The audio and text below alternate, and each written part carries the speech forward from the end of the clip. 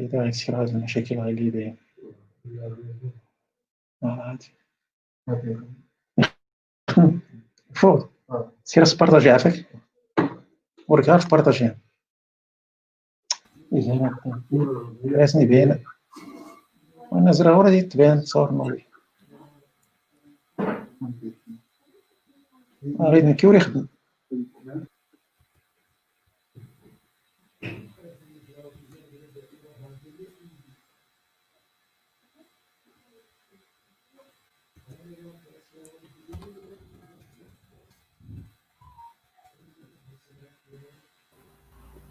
Mesdames et messieurs, bonsoir.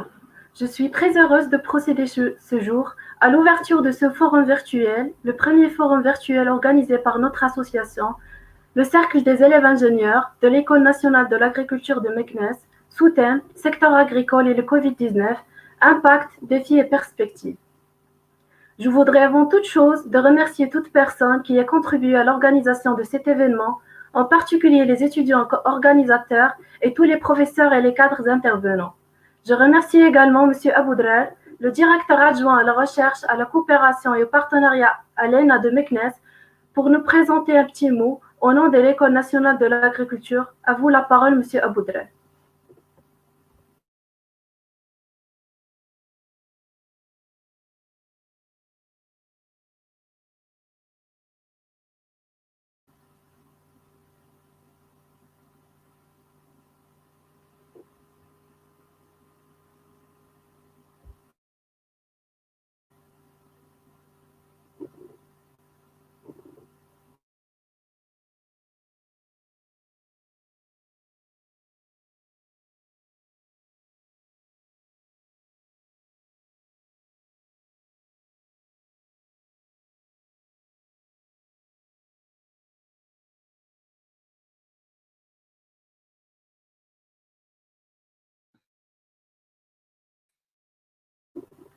Monsieur Aboudrer, à vous la parole.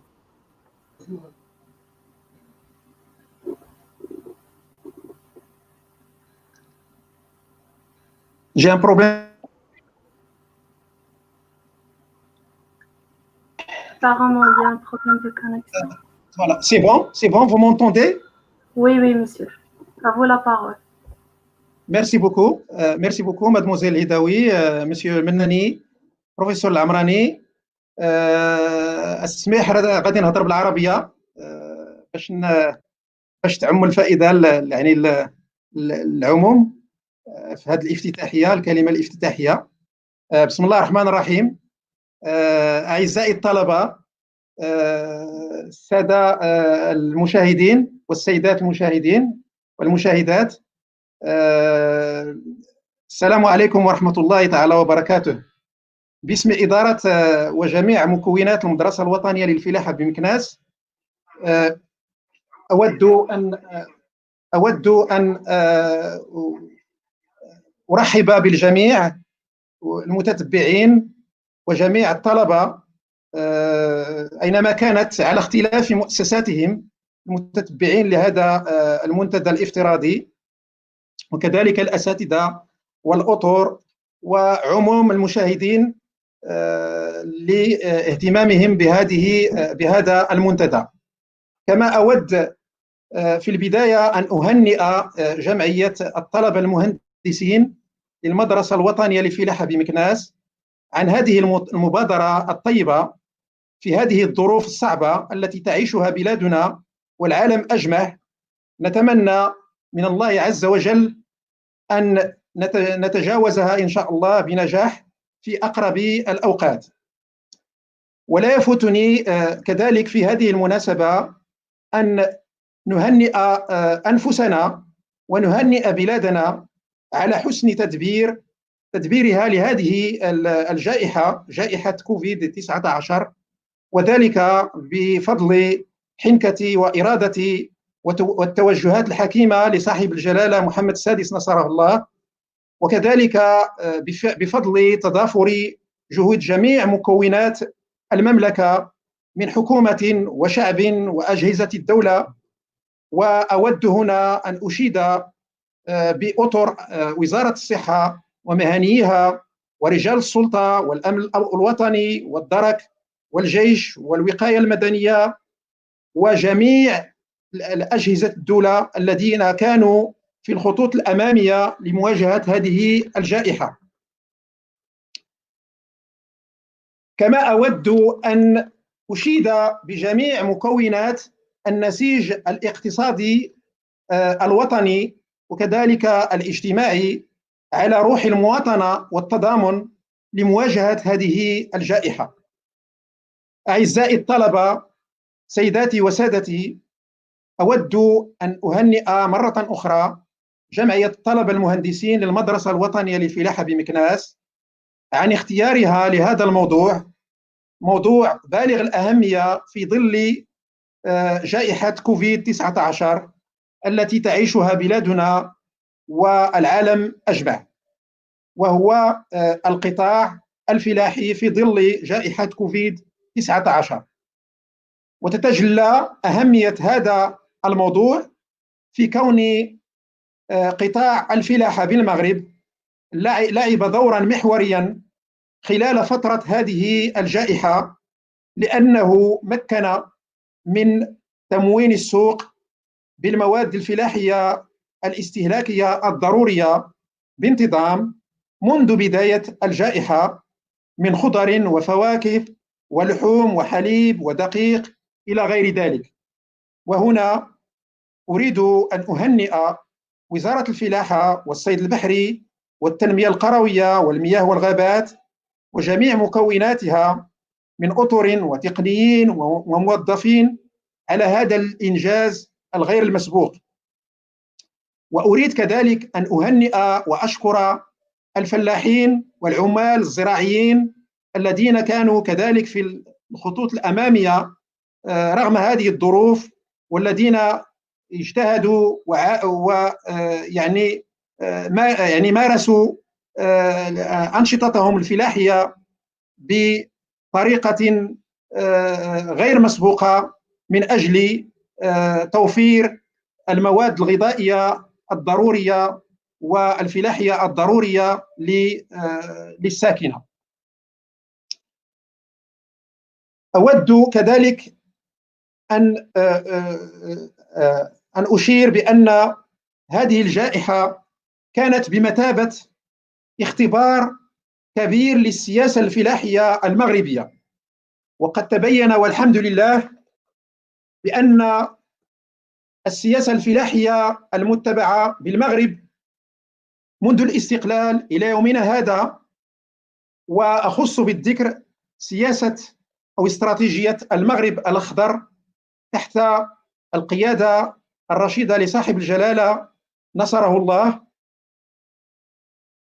كانت بالفعل يعني سياسة ناجحة، أو يعني سياسات ناجحة، بحيث كانت هذه بحيث مكنتنا هذه السياسة اليوم بجني الثمار واجتياز مرحلة صعبة في تاريخ المغرب، وذلك بضمان الأمن الغذائي للبلاد. وكذلك لا ننسى قطاع الصيد البحري الذي مكن من تموين السوق بما يتطلبه من مواد بحرية.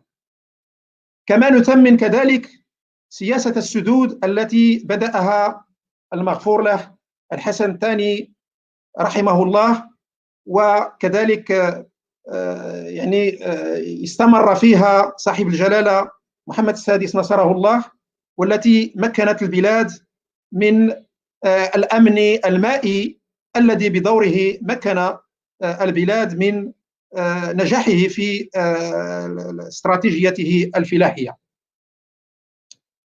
أعزائي الطلبة، أعزائي المشاهدين، سيداتي وسادتي، أود كذلك أن أهنئ وأشكر طلبة المدرسة الوطنية للفلاحة بمكناس عن انخراطهم اللامسبوق في إنجاح استمرارية الدراسة عن بعد منذ إقرار الحجر الصحي والطوارئ الصحية.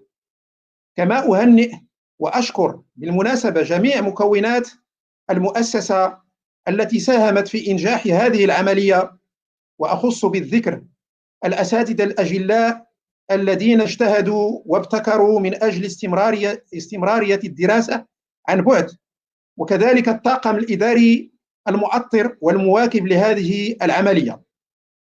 كما لا تفوتني هذه الفرصة لأهنئ كذلك طلبة المدرسة الوطنية للفلاحة بمكناس على تنظيم عدة أنشطة افتراضية موازية للدراسة خلال فترة الحجر الصحي التي من بينها من طبيعة الحال هذا المنتدى. أعزائي الطلبة، سيداتي وسادتي، أشكر الأساتذة الكرام والمتدخلين الذين قبلوا الدعوة لتنشيط هذا المنتدى وإغناء الحوار فيه، وأتمنى أن يكون النقاش غنيا ومفيدا وتنبثق منه توصيات مفيدة. وفي الأخير دون أن أطيل عليكم، أرحب بكم جميعا مرة أخرى في هذا المنتدى الافتراضي، وأتمنى التوفيق والنجاح إن شاء الله لهذا المنتدى.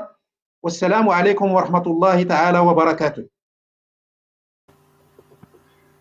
Merci, monsieur, vraiment pour vos aimables et précieuses paroles.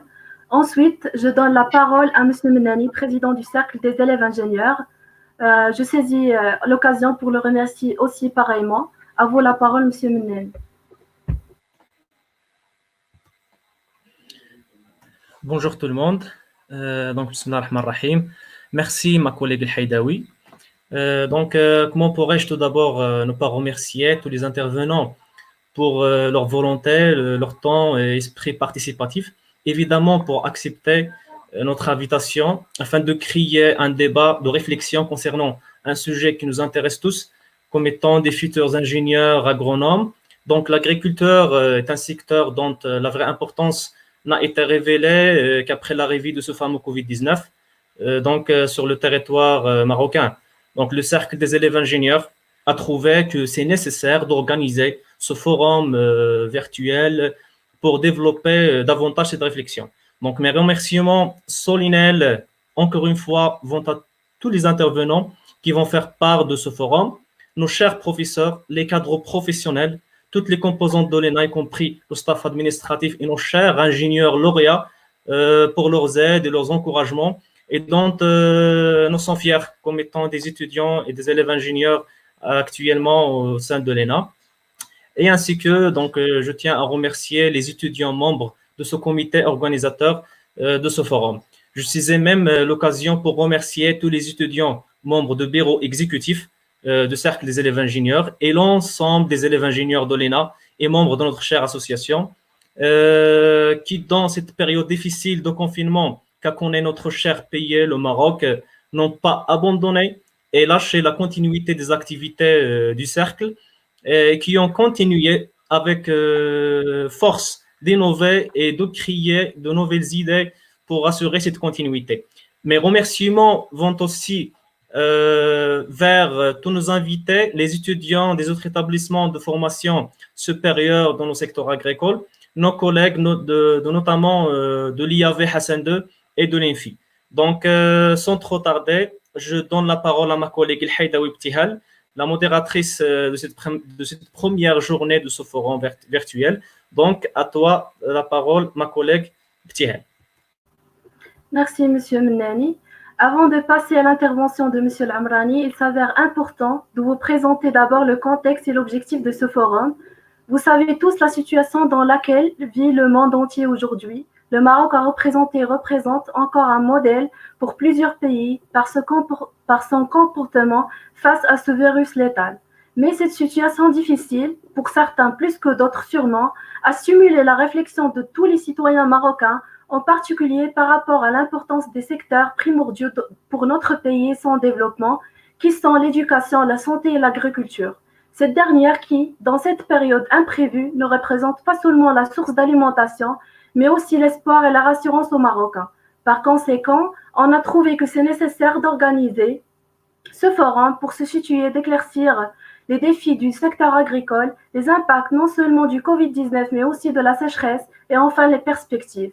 Sans trop tarder, j'ai l'honneur maintenant de donner la parole à M. Amrani, professeur au département d'ingénierie et de développement à l'ENA de Meknès, pour vous présenter et développer son axe intitulé Défis du secteur agricole et du développement rural au Maroc. Et j'ajoute que, avant de passer la parole à M. Amrani, que vos questions sont les bienvenues. Écrivez-les, s'il vous plaît, dans les commentaires. À vous la parole, monsieur. Merci, mademoiselle El Haidaoui. Donc, bonsoir, chers étudiants, chères étudiantes. Bonsoir, chers téléspectateurs. Je tiens à mon tour de féliciter le Cercle des élèves ingénieurs pour lancer ce forum virtuel. Ce qui m'a été demandé, donc, c'est dans le cadre de cette première journée, c'est de lancer, de faire une présentation de cadrage sur le secteur agricole et le développement rural au Maroc, sachant que les trois thématiques des 3 journées sont raisonnées en continuant. Le défi que j'ai, donc, c'est de vous parler de secteur agricole et de secteur rural. Il est vrai que, comme ça a été dit par Sia Boudrer, beaucoup de réalisations ont été faites depuis l'indépendance jusqu'à nos jours.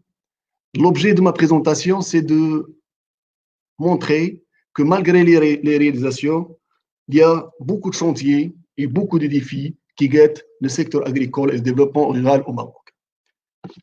Alors, ma présentation, comme le public est assez hétérogène et assez large, et pour partager l'information avec tout le monde, et surtout pour permettre le débat, lancer le débat aujourd'hui et pour les 12 jours suivants, ma présentation va s'articuler autour de 2 parties. Dans la première partie, je vais tout d'abord faire un petit aperçu, un bref aperçu sur les phases qui ont marqué la politique agricole au Maroc. Et je vais enchaîner par les défis du secteur agricole. Ensuite, dans la deuxième partie, la même logique, je vais d'abord donner un aperçu sur les projets et programmes de développement qui ont été réalisés au Maroc pour pouvoir comprendre les défis du monde rural. L'objectif de ma présentation, donc, c'est de vous permettre, avec ce retour, avec cet aperçu historique, de nous permettre tous de faire une analyse diachronique des réalisations et faire une analyse critique pour mieux avancer dans le secteur agricole. Alors, concernant la politique agricole marocaine, je peux la scinder en 5 phases, c'est-à-dire que l'expérience de l'agriculture marocaine est passée par 5 phases. La première phase, c'est celle que je qualifie de l'État-providence. L'État-providence, c'est-à-dire l'État qui investit, qui prend l'initiative. Et cette phase a démarré depuis l'indépendance jusqu'à 1984.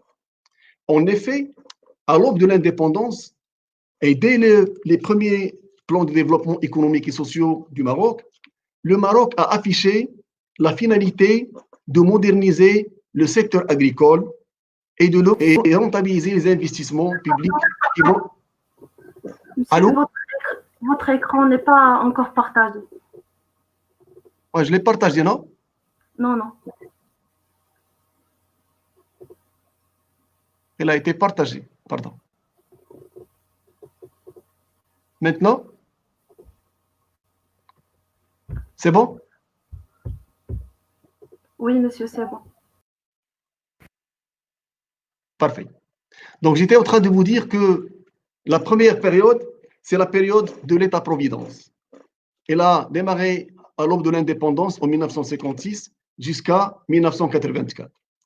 À cette période-là, on a affiché la finalité de moderniser le secteur agricole et rentabiliser les investissements que l'État allait prendre en charge, ceci afin d'atténuer le dualisme qui caractérisait et qui continue jusqu'à présent à caractériser l'agriculture marocaine, à savoir l'existence de 2 types d'agriculture, une agriculture traditionnelle et une agriculture moderne.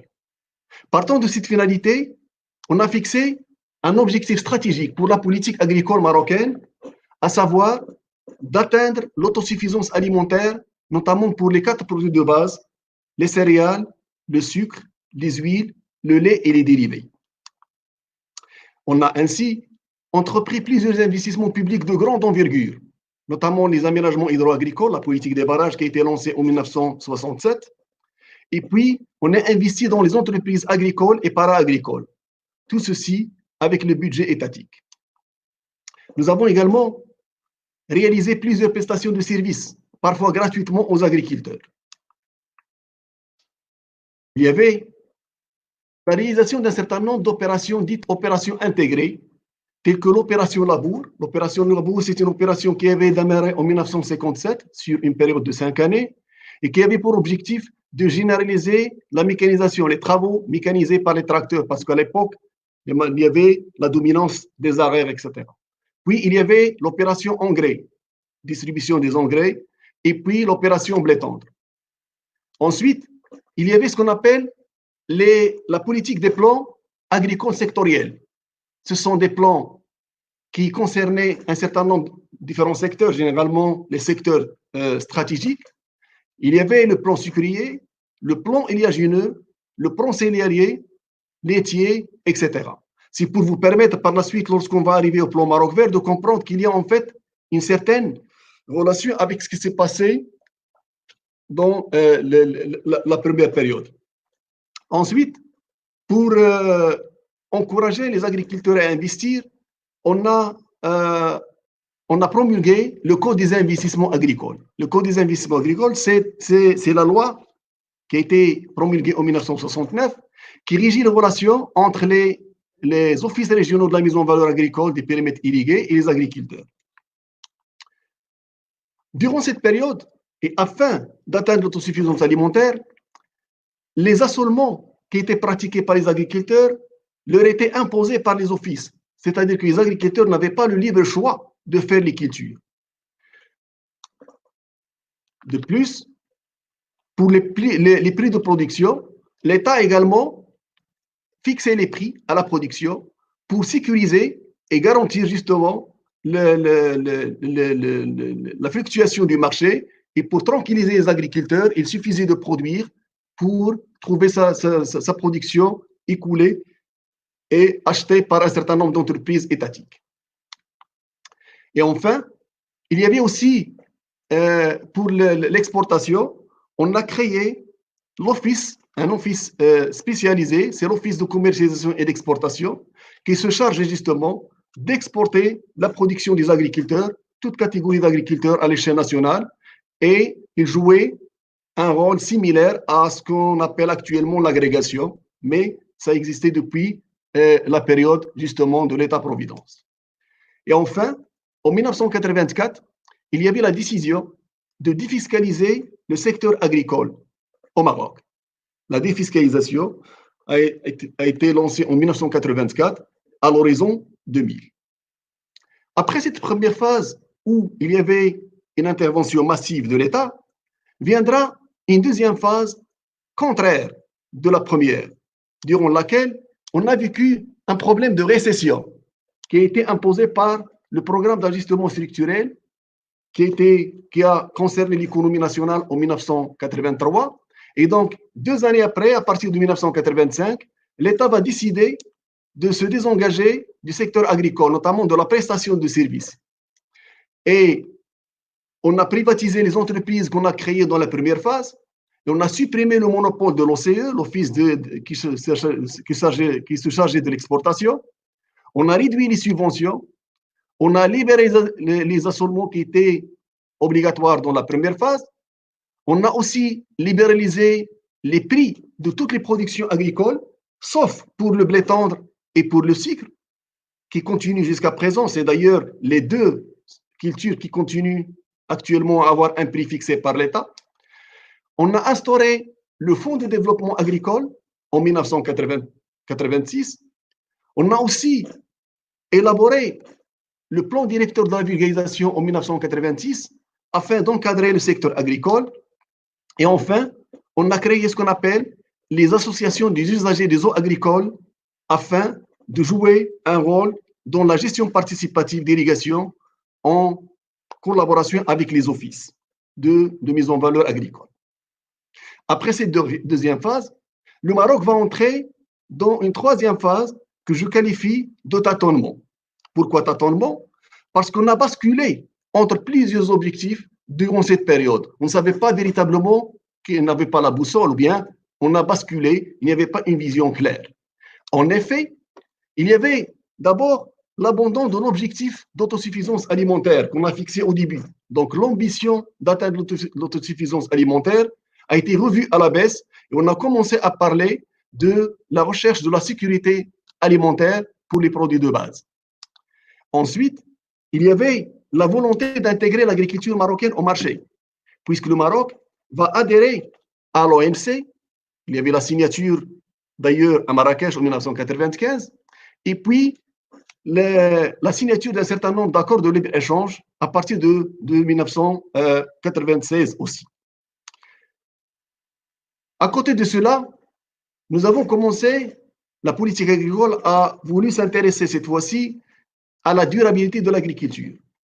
En effet, une année après le sommet de Rio de Janeiro sur le sommet de la Terre sur le développement durable, on a affiché, donc la politique agricole a affiché comme objectif de continuer à produire pour assurer la sécurité alimentaire, mais en faisant attention aux ressources naturelles et à la biodiversité. Et enfin, durant cette période, à un certain moment, surtout durant les années 90, il y avait une sécheresse vraiment très, très spectaculaire. La sécheresse, elle est récurrente. Mais durant les années 90, au point que il y avait un débat de société, on se posait la question, est-ce que le Maroc est véritablement un pays agricole? Donc, est-ce qu'on ne s'est pas trompé de modèle? C'est exactement comme la discussion actuellement sur le modèle de développement au Maroc. Donc, à ce moment-là, elle s'est avérée que la politique qui a été menée depuis l'indépendance jusqu'à cette période-là a creusé l'écart entre le monde urbain et rural. Et donc, il y avait l'ambition d'opérer un développement global du monde rural et on a élaboré une stratégie appelée la stratégie 2020 du développement rural. Cette stratégie a été élaborée en 1999, c'est-à-dire au moment du gouvernement de l'alternance. Cette stratégie de développement rural, malheureusement, ne sera pas mise en pratique pour des considérations essentiellement de sociopolitique et de budget sur lesquels on pourra revenir. Et enfin, il y avait, durant cette période, un programme de sécurisation de 60 millions de quintaux. Ce programme-là a été lancé en l'an 2000. Et on a même créé un observatoire national de la sécheresse en l'an 2000. Cet observatoire est actuellement en diapose. Après cette phase-là, est venu le plan Maroc vert que vous connaissez, sur lequel je ne vais pas trop m'attarder. Le plan Maroc vert est venu avec deux principales finalités.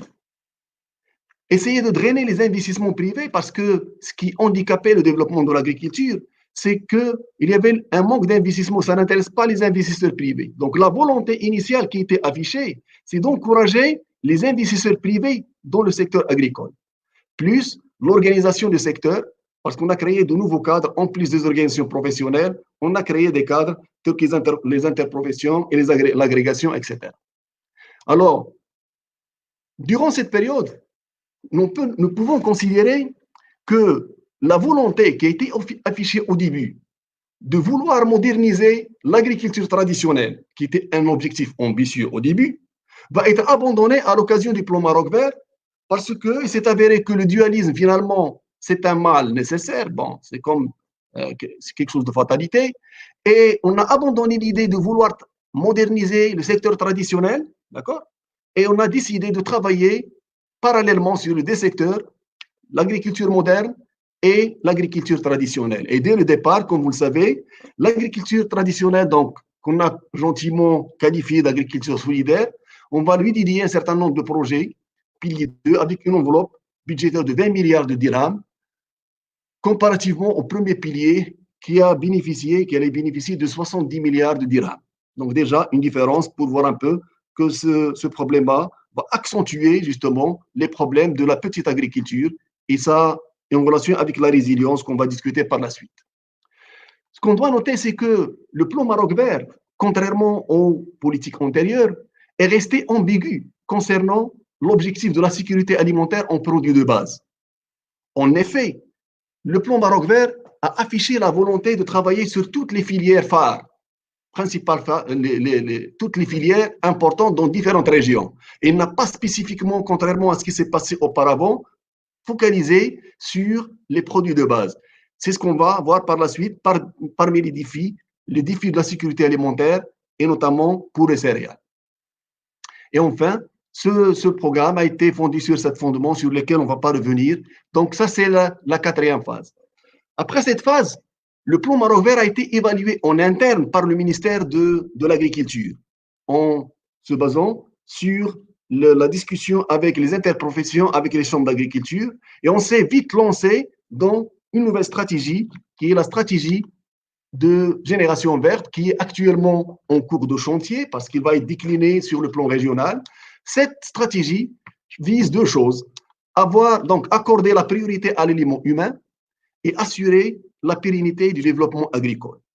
Alors ce chantier, donc, c'est un chantier qui va s'étaler jusqu'à 2030 et la discussion actuellement donc, est menée par le ministère dans différentes régions pour décliner cette politique. Donc, après avoir donné ce topo rapide, justement pour vous mettre un peu un aperçu historique, pour comprendre un peu surtout les défis que je vais présenter et surtout la discussion des 2 journées suivantes, je vais passer maintenant aux défis du secteur agricole marocain. Donc, malgré les réalisations que nous avons effectivement obtenues depuis l'indépendance jusqu'à nos jours, qui sont indéniables, qu'on ne peut pas ignorer, mais les défis que je vais présenter sont vraiment importants et stratégiques et on ne peut pas les contourner. Et la nouvelle stratégie Génération verte ne peut pas les éviter si nous voulons vraiment aller de l'avant. Donc, le premier défi, c'est le défi de la sécurité alimentaire. Pourquoi ce défi-là? Parce qu'en effet, nous importons depuis l'indépendance jusqu'à maintenant, nous importons en moyenne annuellement 40% de nos besoins en blé tendre. Quelles que soient les années. Parfois, on importe jusqu'à 70% de nos besoins, par exemple cette année, qui est catastrophique. Ceci, au moment où les céréales occupent environ 60% de la SAU du Maroc, ce qui est un peu paradoxal. De plus, la balance commerciale agricole accuse un déficit structurel, puisque le taux de couverture des importations par les exportations ne dépasse pas 56%. Sachant que les importations des produits agricoles et alimentaires représentent généralement entre 14 et 24% du total des importations. D'après les chiffres du ministère de l'Agriculture, les taux d'autosuffisance alimentaire pour certains denrées sont de 82% pour le lait, 60% pour les céréales et 50% pour le sucre. Ce problème de sécurité alimentaire est vraiment fondamental, surtout lorsqu'il y a des phénomènes en plus de la sécheresse sur lesquels les interventions de demain et d'après-demain vont venir, et surtout lorsqu'il y a un phénomène comme celui de Covid-19, que je considère que c'est un phénomène éphémère de toutes les façons, va accentuer la difficulté. D'accord? Et donc, c'est un vrai problème. Et donc, on est effectivement devant ce défi-là qui est vraiment important et on doit trouver une solution. Le deuxième défi, c'est celui de la gouvernance de l'eau. Nous sommes un pays aride et semi-aride à 80%, donc 80% de la SAI nationale est aride et semi-aride. Donc, il y a un problème de pénurie. La sécheresse est structurelle depuis les années 80, 90, actuellement. Ceci est dû aux changements climatiques qui sont déjà démontrés. Il faut savoir que malgré les efforts qui ont été consentis par le pays depuis 1967, c'est-à-dire la politique des barrages, nous sommes actuellement, la superficie qui est irriguée au Maroc est de 19% de la SAU. C'est-à-dire que la SAU irriguée au Maroc entre la grande hydraulique, la petite et moyenne hydraulique, n'est que de 19% de la SAU. La grande question qu'on peut se poser par rapport à l'eau, il y a en fait, nous constatons la difficulté de concilier entre des intérêts divergents du ministère de l'Agriculture, qui, durant le plan Maroc vert, et probablement durant la génération verte, parce qu'on va essayer de pérenniser les projets antérieurs, tous ces projets-là sont basés sur l'irrigation. Ils ont besoin en eau. Et de notre côté, nous avons le département de l'eau, qui, lui, ne cesse d'alerter et tendre de restreindre l'usage. Et donc, nous avons un grand défi, justement, de concilier entre ces deux objectifs qui sont divergents. Le ministère de l'Agriculture a lancé depuis 2008 le programme national d'économie de l'eau d'irrigation. C'est le programme qui a consisté à reconvertir environ 550 000 hectares à l'échelle nationale de gravitaire ou d'aspersion vers le goutte à goutte. D'après les chiffres du ministère de l'Agriculture, il semble que nous avons dépassé sur le plan de réalisation physique, c'est-à-dire le quantitatif, les tuyaux, etc., ont été largement distribués, donc on a dépassé le quantitatif.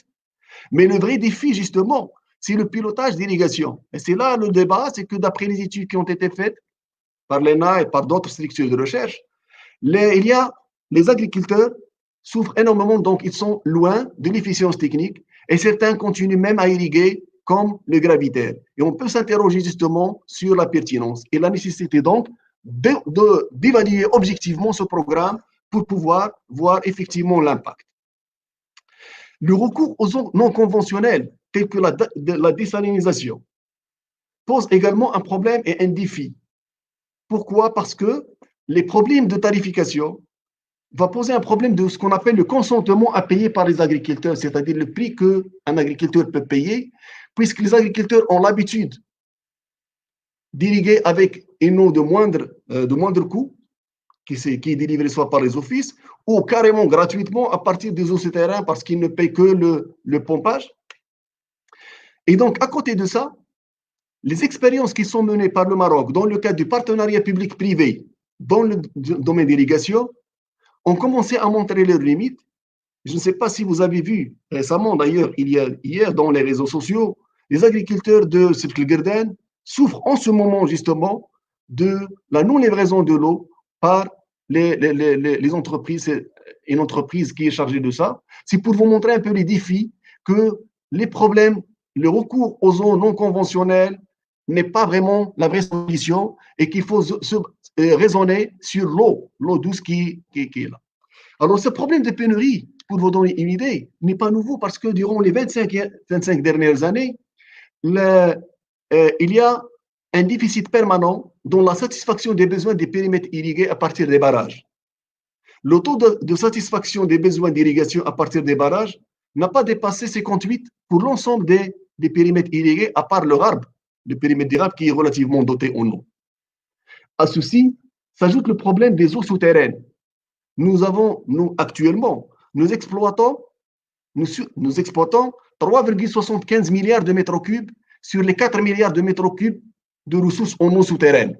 C'est-à-dire nous avons pratiquement consommé l'eau souterraine qui est stratégique. À côté de ça, il y a un problème de dégradation de la qualité de ces eaux à cause de l'intensification, donc due à la salinité et à la pollution hydrique. Donc, le défi de la gouvernance de l'eau est vraiment important, surtout si nous voulons pérenniser le secteur agricole. Le troisième défi, c'est celui qui se rapporte à la petite agriculture, ce que je qualifie de défi de la résilience de la petite agriculture et de son inclusivité dans le développement. Il faut savoir que le nombre d'exploitations agricoles au Maroc est estimé à 1,5 million, d'après le dernier recensement général de l'agriculture de 1996.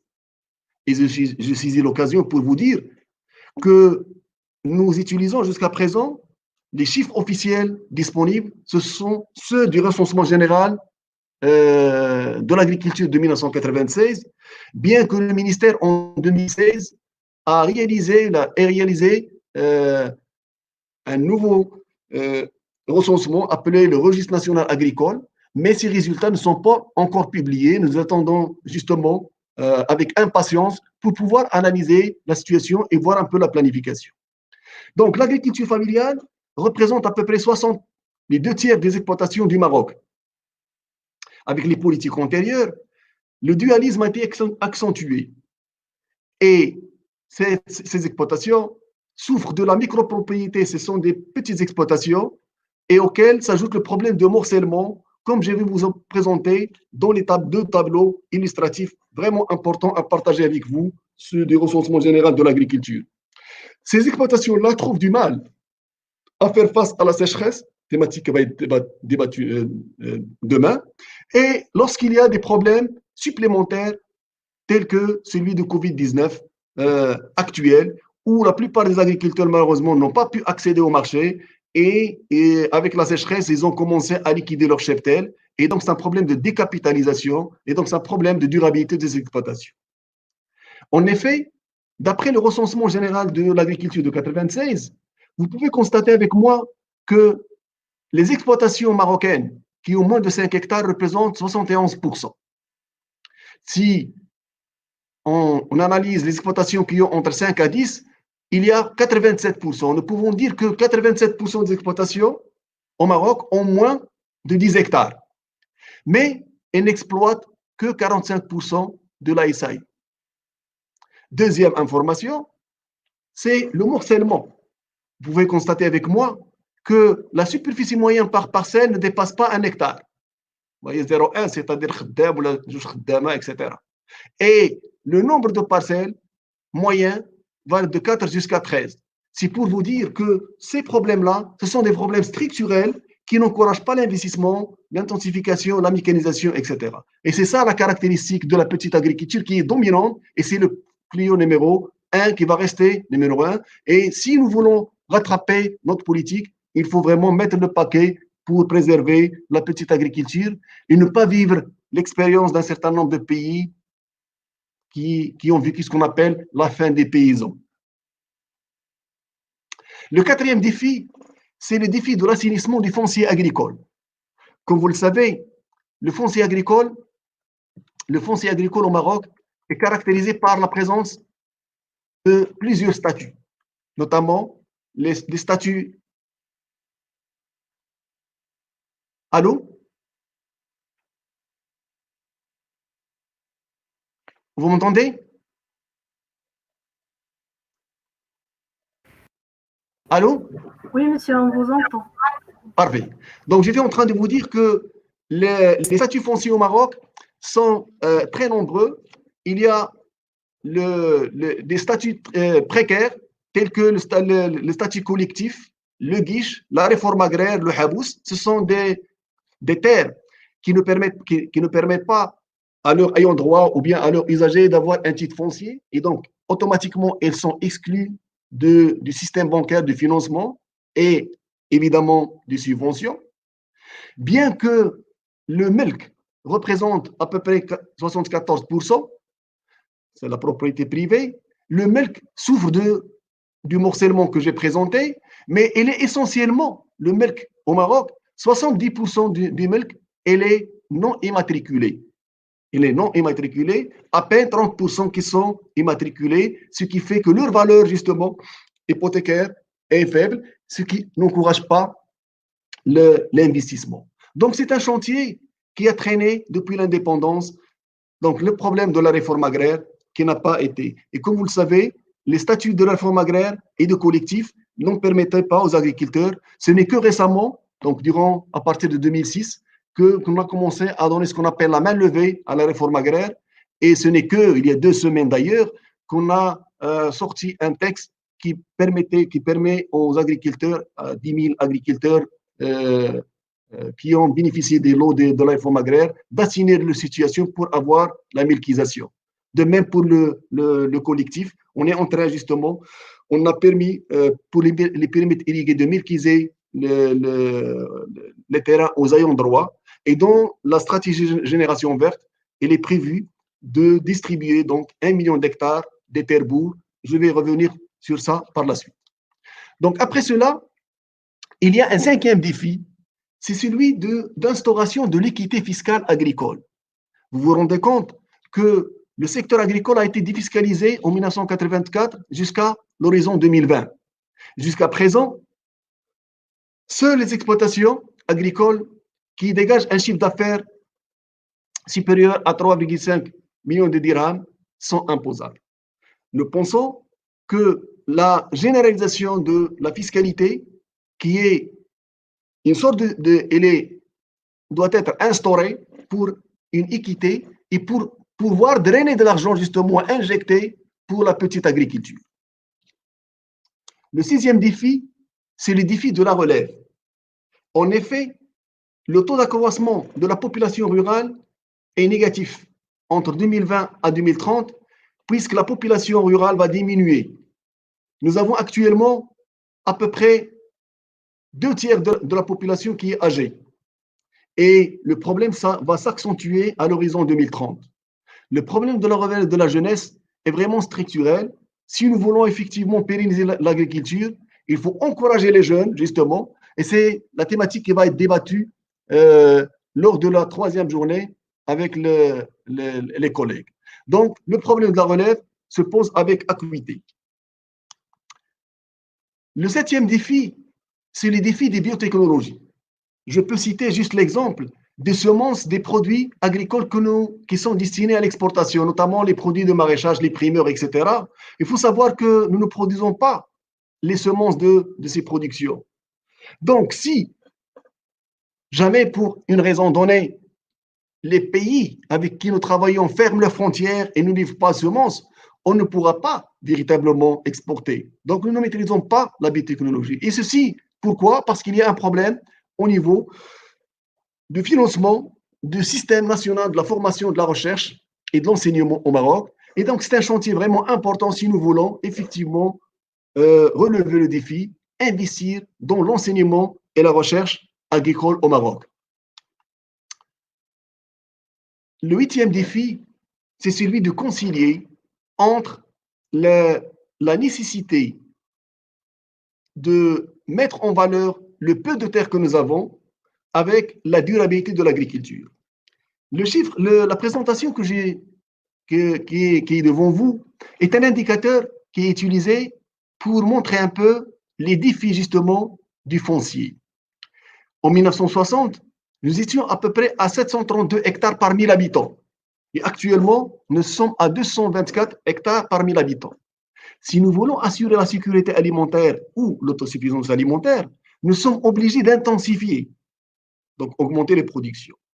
Donc cet objectif-là, il est en contradiction avec la volonté de faire un développement durable, parce que le développement durable, c'est utiliser moins de produits, etc. Et donc c'est un défi justement de faire une balance pour mieux produire en protégeant les ressources naturelles. Et donc c'est un objectif qui a été affiché durant le plan Maroc Vert.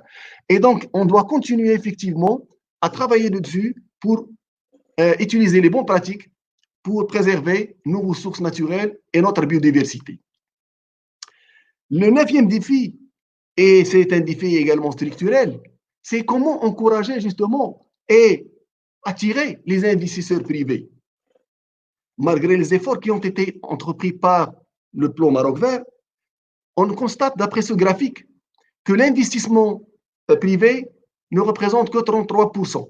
Il est certes qu'il était absent avant le plan Maroc Vert, mais de toutes les façons, lorsque le plan Maroc Vert a été proposé, il était attendu dans un premier temps de drainer un investissement privé massif, justement.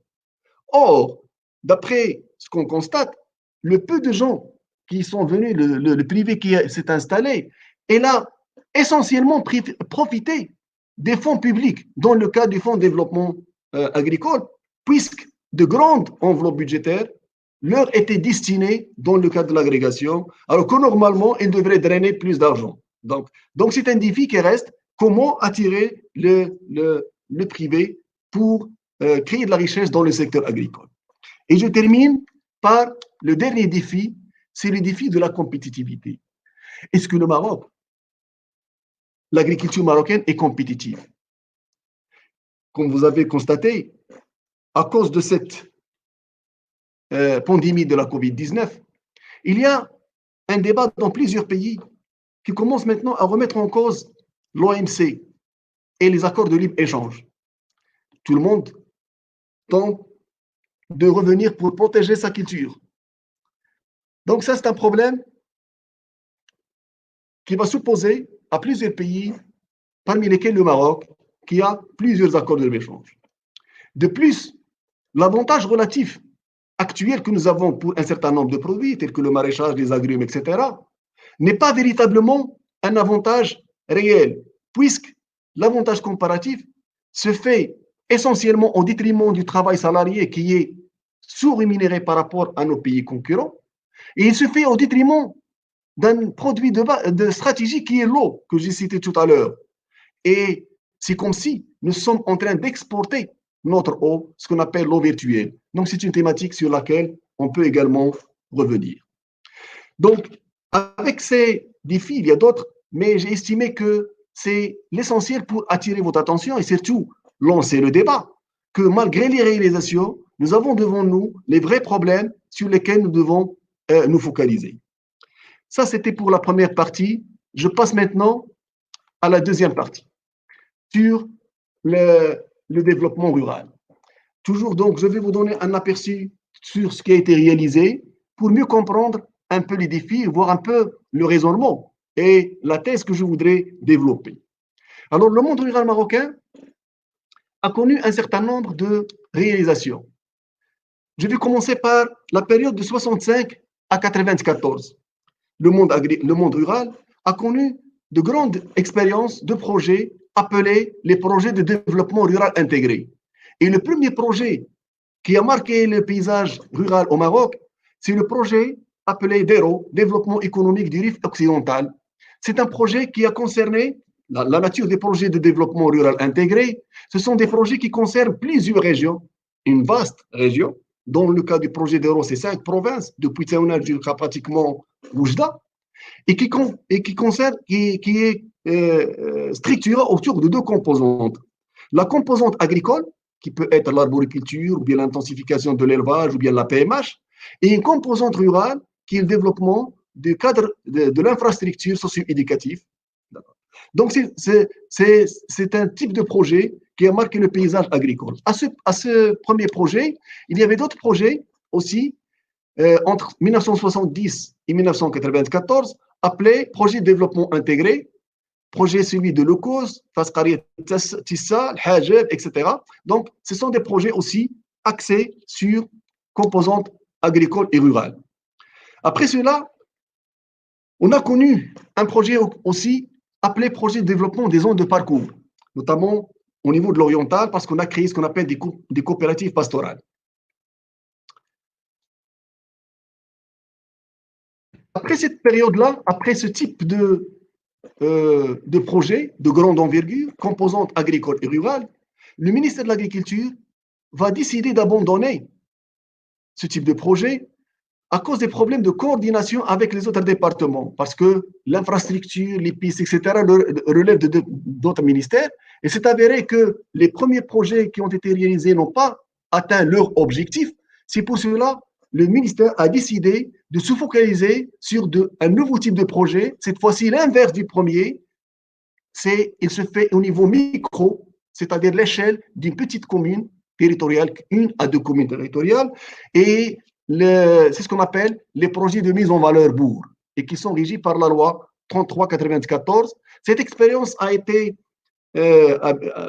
c'était une expérience qui a été expérimentée, donc qui a été vécue par le Maroc, le monde rural marocain, entre 1995 jusqu'à 2007, c'est-à-dire une année avec le plan Maroc vert. Lorsque le plan Maroc vert va venir, on va voir qu'est-ce qui s'est passé. Ce qui est important à noter, c'est qu'en 1999, on a essayé justement d'élaborer une stratégie pour le développement rural. Et c'est la seule, justement, stratégie cohérente et globale d'envergure qui a été élaborée. Cette stratégie, appelée stratégie 2020 de développement rural, a été raisonnée en considérant l'agriculture comme une composante de développement rural, et il a visé la diversification de l'emploi rural, et il a adopté une approche territoriale, des approches participatives avec les acteurs. Malheureusement, cette stratégie n'a pas été concrétisée, donc on est resté comme ça jusqu'au plan Maroc vert. Alors, durant le plan Maroc vert, le monde rural, l'espace rural n'a pas été ignoré. Il y avait aussi quelques projets, notamment des projets appelés projets de développement des zones de montagne. Et actuellement, dans la stratégie Génération Verte, il est prévu justement de créer une classe moyenne rurale en distribuant 1 million d'hectares des terres collectives bourgs, plus la protection sociale. C'est pour vous dire qu'il y a beaucoup de choses qui ont été réalisées, notamment par notre département.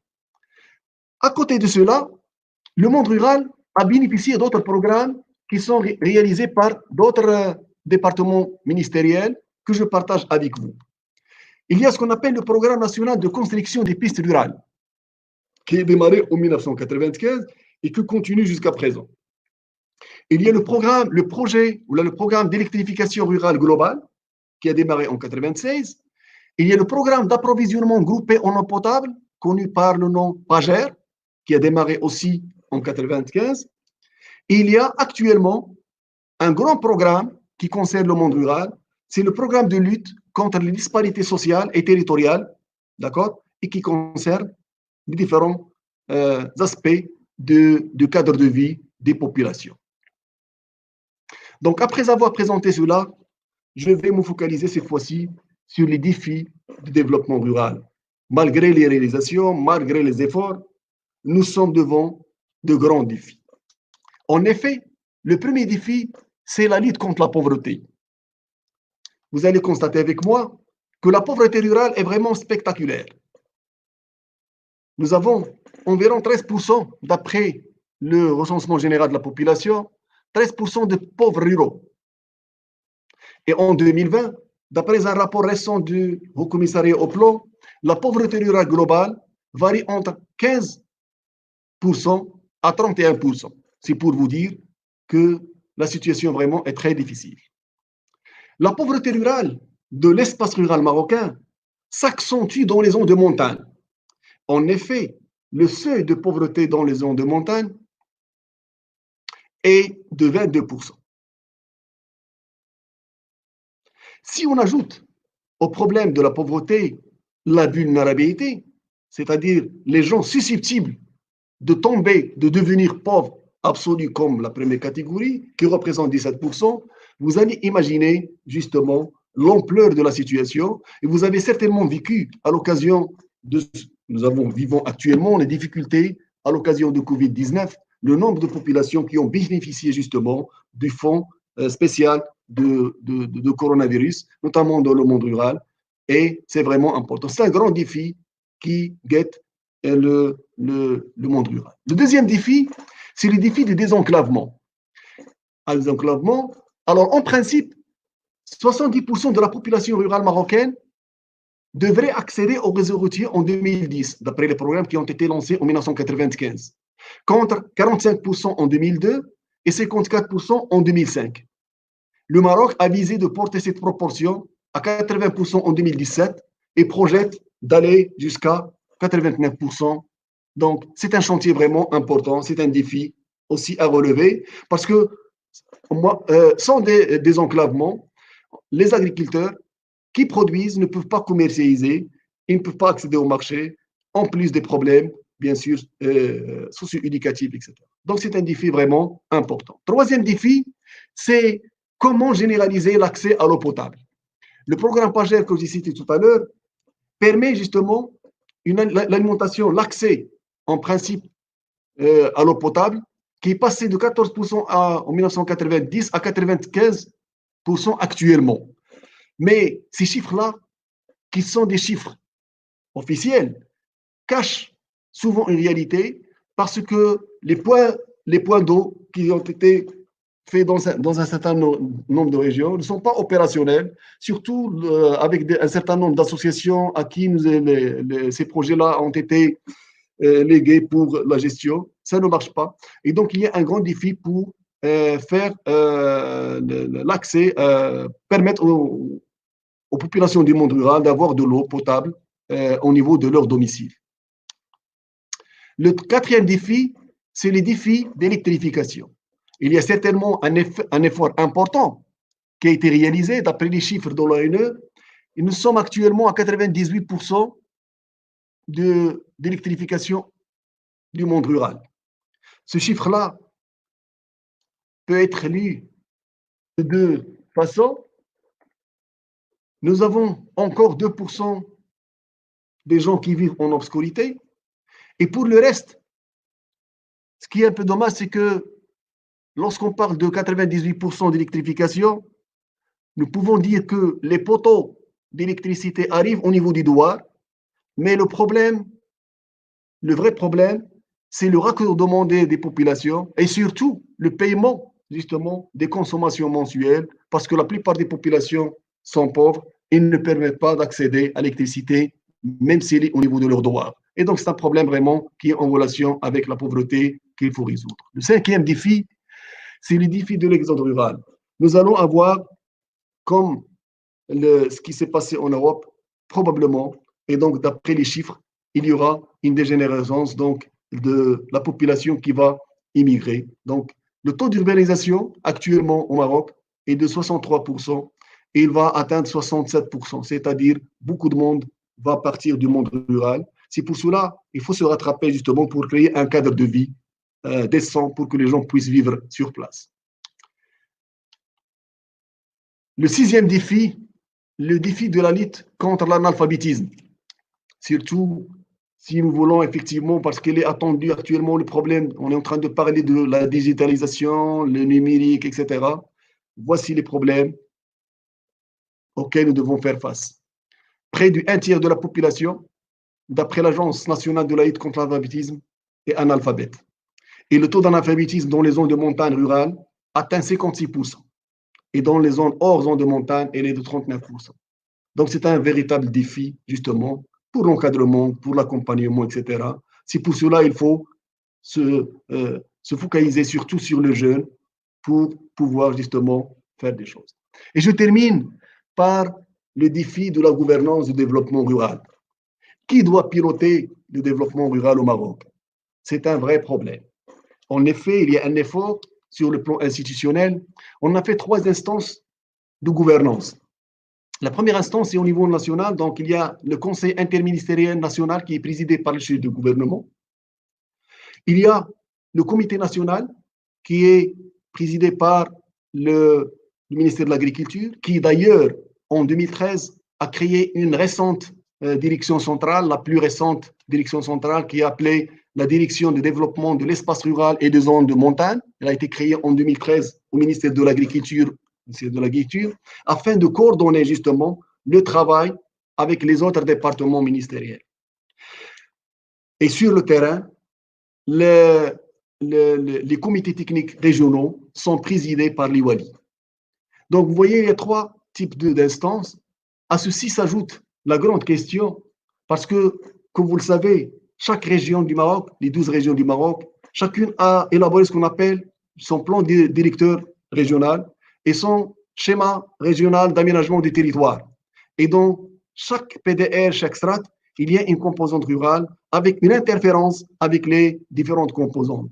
Et donc, le vrai problème, comment justement aller de l'avant pour une meilleure coordination, une meilleure convergence des actions sur le terrain pour avoir un effet et atténuer un peu les défis que j'ai présentés.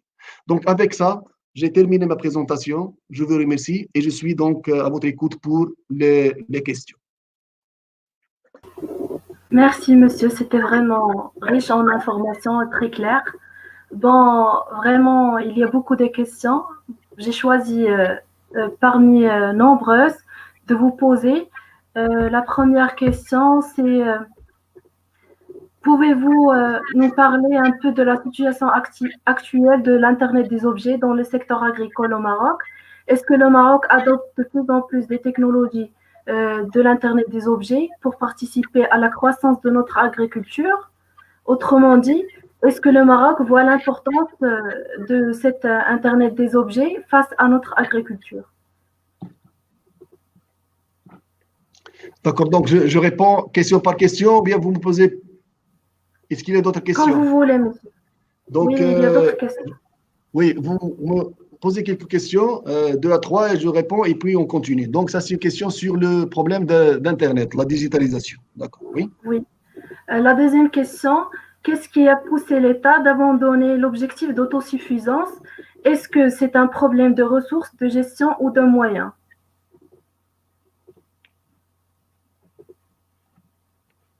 Oui. Il y a une autre question. La question de la sécurité alimentaire se pose et se posera toujours, et notamment pour les céréales. Est-ce que l'État a intérêt d'encourager et d'investir pour atteindre cet objectif? D'accord. Donc, merci. Donc, merci pour les questions. Alors, la question d'Internet, effectivement, le chantier, donc la digitalisation, l'utilisation d'Internet, c'est une question d'avenir. Donc, elle est incontournable. Nous sommes obligés d'aller de l'avant, d'accord, pour utiliser l'Internet dans différents domaines, dans le commerce, dans le conseil agricole, etc. Donc, il y a une volonté justement du ministère pour la digitalisation, d'accord, des services de l'agriculture. Il y a aussi plusieurs choses qui se font dans le domaine de la recherche appliquée, pour utiliser les nouvelles technologies, donc l'intelligence artificielle pour le pilotage d'irrigation, pour la fertilisation, etc. Donc, mais le défi, c'est nous avons devant nous une catégorie d'agriculteurs, des agriculteurs modernes qui peuvent rapidement adhérer à ça, mais nous avons la grande masse qui est à la traîne, et il sera difficile justement de travailler avec eux, avec les outils d'Internet, surtout, comme vous avez vu dans la présentation, il y a un problème d'infrastructure, des réseaux, etc., pour la couverture en matière de réseau. Il est vrai que beaucoup de monde, beaucoup de gens ont le téléphone, etc., mais la couverture n'est pas assurée dans différentes régions. Et puis, nous avons le problème d'analphabétisme. D'accord? Donc, si Internet a utilisé, il faut cibler les jeunes, les fils d'agriculteurs, les former, etc.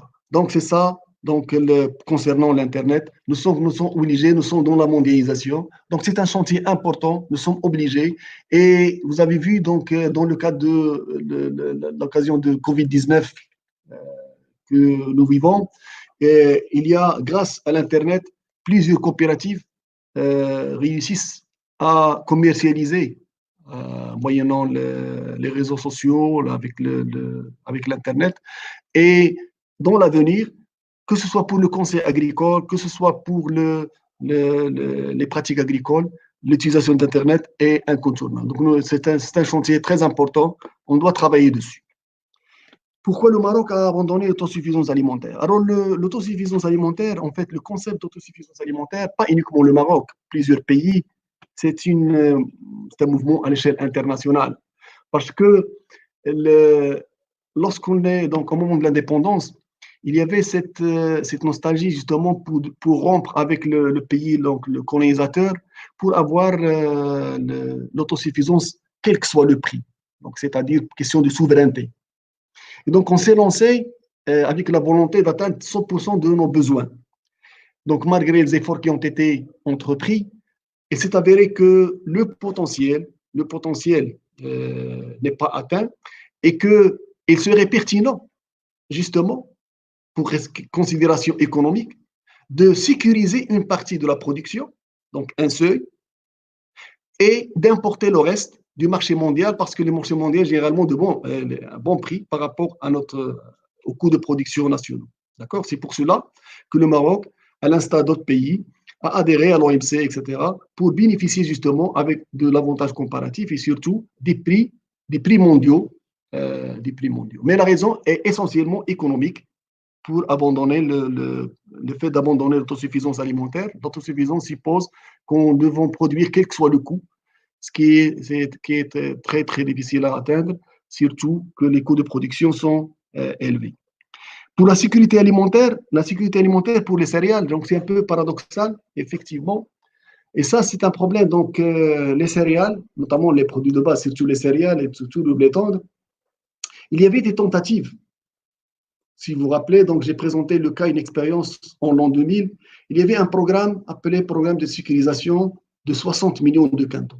Avec d'ailleurs le slogan qui était lancé, 60 millions de quintaux à zéro pluie. C'est-à-dire, on va faire en sorte qu'il ne va pas pleuvoir. Comment atteindre les 60 millions? Il y avait cette expérience-là, malheureusement, qui a été abandonnée. Et durant cette expérience, il y avait pour pouvoir sécuriser la production, on faisait ce qu'on appelle l'irrigation d'appoint dans certains périmètres, etc. Donc, le défi, justement, pour qu'il n'y ait pas de sécurisation, parce que on ne produit pas les céréales dans les périmètres irrigués, parce que dans les périmètres irrigués, on cherche justement les produits les plus valorisants, les produits d'exportation. D'accord? Et donc, les céréales sont essentiellement pratiquées dans les embours et les bourgs défavorables. Et par l'occasion, la grande question qu'on peut se poser, les céréales occupent 60% à l'échelle nationale, mais les rendements restent en deçà des aspirations. D'accord? L'autre question, c'est que ce qu'on peut aussi questionner, c'est que dans le cas du plan Maroc vert, on a essayé de reconvertir plusieurs zones, notamment les zones dites marginales, les zones défavorisées, qui sont connues historiquement par la culture de l'orge, notamment l'orge et le blé dur, parce que ce sont nos cultures, ce sont les principales cultures du Maroc, qui sont des cultures rustiques, qui sont rustiques, qui peuvent tolérantes à la sécheresse, parce que le Maroc a toujours été aride. Et donc, pour la politique qui a été menée, donc depuis les opérations blé tendre que j'ai citées, etc., le blé tendre a pris la place de l'orge et des blés durs, notamment dans ces zones marginales. On se retrouve actuellement avec des faibles rendements. Moi, je pense que la reconversion systématique des zones, même s'ils sont marginales, là on pratiquait les céréales, on reconvertit systématiquement vers l'olivier ou autre, n'était pas véritablement pertinente. Normalement, on doit encourager justement les céréales un peu partout et intensifier surtout encourager dans les périmètres irrigués. Voilà donc pour les trois questions. Il y a d'autres questions, monsieur. Qu'en est-il du secteur de la foresterie? Il y a une intersection entre les secteurs agricoles et forestiers, notamment les pratiques de la sylviculture, qui pourrait être une alternative au problème du foncier agricole. Donc, quelle place occupe le secteur de l'agroforesterie dans les stratégies du ministère de tutelle? D'accord. Effectivement, donc la foresterie, c'est un domaine effectivement qui a bénéficié depuis toujours avec ses propres stratégies. D'ailleurs, la foresterie, elle est à l'amont de l'agriculture, donc dans les bassins versants, etc. Et il y a l'équivalent du plan Maroc vert, il y a ce qu'on appelle, on a fait les plans d'aménagement des bassins versants, il y a beaucoup de plans similaires, plans de préservation de la biodiversité, plans de lutte contre la protection des oasis, etc. C'est-à-dire que la foresterie, effectivement, c'est l'amont, et c'est là justement où il y a les ressources naturelles. L'eau, c'est au niveau justement des bassins versants. Et c'est là où il y a la forêt, les problèmes de déforestation. Et donc, justement, pour préserver la forêt, et il y a une relation, il y a des projets qui sont complémentaires, qu'on fait à l'aval de domaines forestiers. Et on fait, par exemple, il y a plusieurs actions qui ont été réalisées, par exemple, par l'aménagement dont on fait des zones pastorales à côté de la forêt pour épargner la forêt et éviter la déforestation. Vous savez que la superficie qui est déforestée au Maroc est à peu près entre 3 000 à 4 000 hectares par an. Donc, c'est un vrai problème qui cause effectivement beaucoup de problèmes en matière d'érosion, donc au niveau de l'amont, et tout le sol qui est érodé à l'amont, elle est transportée et cause un autre problème à l'aval au niveau des barrages parce que nous avons un problème d'envasement et qui cause aussi un problème pour la disponibilité d'eau au niveau des barrages. Vous avez vu dans la présentation, la plupart des barrages n'ont pas la dotation suffisante, les offices ne reçoivent pas la dotation suffisante pour couvrir les cultures irriguées parce qu'il y a un problème d'envasement au niveau des barrages. Mais sachez que normalement, effectivement, ça doit être complémentaire. Donc, la politique agricole et celle de la foresterie est complémentaire. Et d'ailleurs, justement, on s'est rattrapé à l'occasion de la stratégie Génération Verte. On a à côté fait la stratégie de développement forestier parce ils sont complémentaires et l'une complète l'autre pour pouvoir avoir des résultats. Oui. Merci, monsieur. Il y a une autre question. Après la décision d'arrêter les lâchers de l'eau de barrage pour l'irrigation à Chouka, plusieurs agriculteurs ont subi le choc. Qu'en-il de l'adoption du technique de l'eau dessalée? Ce chantier, selon vous, est-il mutuellement profitable? Voilà. Donc, c'est ce que justement. Non, le plan Maroc Vert, justement, a misé donc, parmi les chantiers pour faire face à la pénurie. Il a fait plusieurs programmes, notamment le programme d'économie de l'eau d'irrigation, le PNEI, qui est la reconversion, mais aussi d'autres programmes d'utilisation de ce qu'on appelle les eaux non conventionnelles, d'accord? Notamment le dessalement ou bien pour les eaux usées traitées pour d'autres choses. Donc, ce chantier-là, c'est un vrai problème. Donc, pour moi, ce n'est pas. Il y a des difficultés. Donc, actuellement, le dessalement, elle est très coûteux. Il est très coûteux, même si nous avons l'énergie solaire, etc. Et surtout, est-ce que les agriculteurs seraient capables, ou seraient pour payer le tarif? Parce qu'il coûte actuellement, d'après les chiffres que j'ai, le mètre cube dans la région de Chouka, il coûte à peu près 5 dirhams le mètre cube. Si on le compare avec d'autres zones qui est moins de 1 dirham. D'accord? Et donc, l'agriculteur trouvera du mal. Quelles sont les cultures qu'on doit produire là-bas pour pouvoir justement rémunérer l'eau? Donc, le dessalement de l'eau de mer pourrait être une solution, mais il ne faut pas vraiment trop espérer là-dessus. Ce qu'il faut, par contre, c'est gérer la ressource douce. C'est là la vraie solution, c'est dans l'eau douce et non pas dans le complément. Et l'expérience du partenariat public-privé qui est sur le terrain actuellement, il commence à montrer un certain nombre de problèmes. Donc, on doit revoir effectivement, évaluer ce type d'expérience de partenariat public-privé. Et le dessalement, c'est un chantier important, mais il ne va pas résoudre le problème de l'eau. Merci, monsieur. À cause de la contrainte du temps, on va vous poser juste 2 questions. Comment peut-on atténuer le niveau de la dualité présente dans le secteur agricole marocain? Et la dernière question, la sécheresse est un problème structurel de l'agriculture marocaine. Monsieur le ministre, durant sa dernière intervention dans la Chambre des conseillers, a mentionné que la région de Sousse est très déficitaire en eau, mais d'autre part, il a précisé que les exportations de plusieurs légumes et fruits ont augmenté, tels que la tomate qui a enregistré une augmentation de 3%. Comment expliquez-vous cette contradiction? Merci. Merci. Donc, comment atténuer la dualité? La dualité, pour l'atténuer, il faut mobiliser les différents instruments de la politique agricole et les faire profiter essentiellement à la petite agriculture. C'est-à-dire, s'il y a des subventions à donner, il faut les donner en priorité à la petite agriculture. S'il y a des encouragements, il faut les donner à la petite agriculture. D'accord? Pour l'encourager. Parce qu'effectivement, la sécurité alimentaire du Maroc, et d'ailleurs à l'échelle mondiale, d'après les études de la FAO, elle est essentiellement assurée par la petite agriculture. Ça, c'est une thématique sur laquelle les collègues vont revenir demain et après-demain.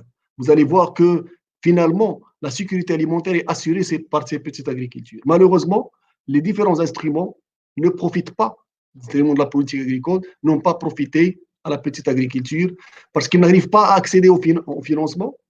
Il faut savoir que, par exemple, les petits agriculteurs, actuellement, les agriculteurs, à cause des problèmes des statuts fonciers que j'ai cités, du morcellement, ils n'arrivent pas à accéder au crédit. D'accord? Actuellement, dans les chantiers actuels, on est en train de se rattraper, pour pouvoir donner des microcrédits ou bien de donner des financements à taux bonifiés, etc., pour pouvoir encourager la petite agriculture. Mais la dualité, c'est un c'est un écart qui s'est creusé au fil des années. C'est très difficile de prétendre ou la vouloir l'atténuer d'un seul tenant. Donc, l'essentiel, donc c'est très difficile parce qu'on a raté plusieurs années. Si les instruments initiaux qui ont été prévus depuis l'indépendance, parce qu'ils devraient normalement converger ou là, être versés pour le secteur traditionnel, pour le moderniser, étaient utilisés dans le bon sens, on aurait effectivement réduit l'écart. Mais malheureusement, toutes les politiques n'ont pas favorisé la petite agriculture, le secteur traditionnel, et donc c'est un mal qu'on a. Donc, le peu de gens que nous avons, il faut valoriser leur production avec de nouveaux créneaux, des produits tels que les produits de terroir, produits valorisants, etc., pour pouvoir les accompagner. Donc, c'est difficile d'atténuer la dualité. Alors, concernant la sécheresse, elle est structurelle. Alors, justement, vous dites la question sur le sous, il y a un paradoxe, effectivement. Augmentation des produits exportés, tomates, etc., au moment où il y a la pénurie. Si vous avez entendu les agriculteurs, les puits sont à 300 mètres. C'est-à-dire que l'agriculteur préférerait irriguer avec l'eau de la bouteille que d'irriguer avec l'eau du puits, parce que c'est très cher. D'accord? C'est très cher. C'est pour cela qu'ils se rabattent effectivement sur l'eau de salmon, etc. Et donc, ça, c'est un problème vraiment structurel. Donc, est-ce que c'est pertinent de continuer à exporter la tomate dans ces régions? Ça, c'est une question politique. Normalement, une zone qui est déficitaire en eau, normalement, ce type de culture doit être remis en cause. Parce qu'il n'y a plus d'eau. On ne peut pas faire de transfert. C'est très difficile. Donc, c'est un paradoxe, effectivement. Et c'est un grand débat qu'on peut lancer. On peut même discuter de l'opportunité des produits que nous exportons. Tous les produits que nous exportons sont en fait des produits qui se basent sur l'eau. Et nous sommes un pays en stress hydrique, parmi les pays qui sont considérés parce que la dotation par habitant ne dépasse même pas 500 millions de mètres cubes par habitant. Ce qui fait que la dotation a diminué. Nous sommes déjà dans un pays de stress hydrique et la situation avec les changements climatiques va s'accentuer. Et donc, on doit questionner justement, c'est ce que j'ai tout à l'heure dit, ce qu'on appelle l'eau virtuelle. C'est comme si si tu exportes 1 kilo de tomates qui utilise donc 1 kilo de tomates, donc un hectare, par exemple, 10 000 mètres cubes, c'est comme si tu exportes l'équivalent de 1 kilo de tomates, c'est 300 litres ou là, 300 litres d'eau. D'accord? Au moment où l'eau est stratégique pour nous. Donc, c'est un débat, effectivement. C'est pour cela que j'ai dit il y a un problème d'incohérence entre la politique de l'agriculture et la politique département de l'eau. Département de l'eau, il dit attention, attention, on n'a plus de réserve. Et les projets qui sont faits dans le cadre de la politique agricole, ils se basent sur l'eau. Et donc, il y a une contradiction et les pouvoirs publics doivent se pencher sur cela. C'est un problème donc sociopolitique. Merci, monsieur, pour votre intervention et vos réponses claires, assez riches et vraiment profitables. Bon, avant de terminer le live, est-ce que vous voulez, monsieur, ajouter un petit mot? Non, je tiens juste à vous remercier encore une fois pour l'intérêt que vous avez porté à cette discussion. J'étais très content de partager avec vous, surtout de lancer avec vous ce débat et de le partager avec nos étudiants, avec nos téléspectateurs. Donc, je vous souhaite bonne continuation. Donc, pour demain et après-demain, pour lancer les discussions, cette fois en relation avec ce que j'ai cité sur Covid-19. Covid-19, c'est un événement éphémère qui s'ajoute aux problèmes que j'ai cités. Et maintenant, vous avez les éléments assez... J'espère que vous avez assez d'éléments pour pouvoir poser des questions et comprendre un peu les situations. Merci, monsieur. Donc, avant de donner le dernier mot au président du Cercle des élèves ingénieurs, je ne saurais clore mon propos sans réitérer mes remerciements à vous tous et au prochain live, Inch'Allah. Demain, soyez nombreux, soyez à l'heure. Le dernier mot à vous, monsieur le président. Merci, ma collègue Tihel. Donc, je ne pourrai pas terminer ce live aujourd'hui sans vous remercier tous donc notre cher professeur Lamrani, donc pour votre intervention qui est vraiment très très pertinente et très très intéressante. Donc pour nous comme étant des futurs ingénieurs agronomes, ainsi que pour l'ensemble des téléspectateurs et les professionnels du secteur agricole. Donc notre professeur Aboudrer, donc pour son mot d'ouverture. Donc je remercie également tous les spectateurs qui ont présenté une interaction vraiment et un intérêt incroyable donc à cette thématique. Donc, comme a dit ma collègue El Haidawi, à demain, Inch'Allah, avec la poursuite de ce forum. Et la deuxième journée donc, de ce forum va se porter, bien évidemment, comme il est bien mentionné dans le programme du forum, donc va se porter sur l'agriculture marocaine entre la sécheresse et Covid-19. Donc, les intervenants donc, seront notre cher professeur Eitlemki et notre cher lauréat, Monsieur Hassan Lamrani, le directeur de la DPA de Meknes. Donc, à demain, Inch'Allah, et soyez nombreux et soyez à l'heure. Et salam alaikum wa rahmatullahi ta'ala wa barakatuh. Merci, donc à la prochaine. À la prochaine.